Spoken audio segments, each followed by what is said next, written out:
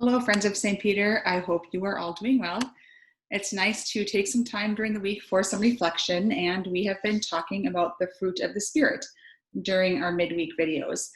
So you can catch up on previous videos if you want to. If you haven't seen those, obviously they're posted on the website or the Facebook page. Like I said, we've been taking some time to talk about the fruit of the Spirit. It comes from Galatians chapter 5, verses 22 through 25. And the important thing to understand when we talk about the fruit of the Spirit is that it's all about grace. When we talk about the fruit of the Spirit, it's all about grace. It's all about realizing that as loved children of God, we have been given the gift of grace, which means we have already been given the fruit of the Spirit. And the fruit of the Spirit is love, joy, peace, patience, kindness, generosity, faithfulness, gentleness, and self-control. We already have these gifts, and we can nurture them so that we can use them to share God's love with others, to be the church in our world. Today, we'll talk about patience and kindness. The word patience, interestingly enough, is mentioned in Scripture nearly 70 times. And when it's talked about in the Scriptures, patience is used a lot of the time to describe the willingness to endure disappointment or pain or suffering without getting angry or giving up. And I don't know about you, but that seems what patience feels like a lot. And it's hard to be patient. It's hard to endure or to wait. We're patient for things like the clothes to come out of the dryer. We're also patient for there to be an end to a pandemic.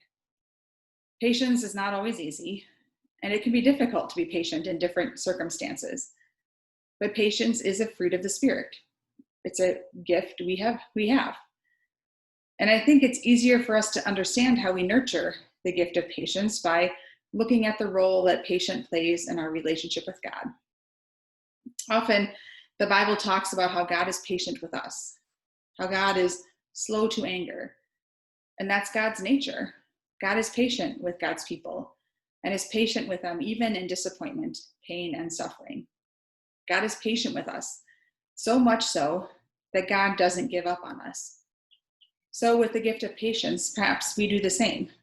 We use the gift of patience with others and with ourselves so that we don't give up.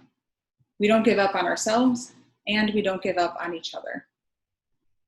I think when it comes to a characteristic of the fruit of the Spirit that people like to talk about, kindness is on the top of the list.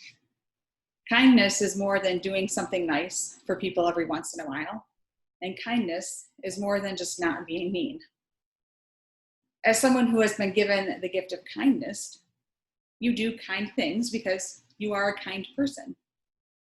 Living out the gift of kindness is how people know that God is at work through you. Fruit of the Spirit kindness begins with an inner disposition of compassion or mercy that results in this outward act that is meant to benefit someone. I think we could make this long list of examples of kindness, kind things, like writing a note to someone, making a meal for someone, holding a door open for someone, complimenting someone. Kindness is an action, even simple actions that show care and compassion. In the Bible, wherever the Gospels report that Jesus has compassion, his compassion is always followed by an outward act to benefit someone.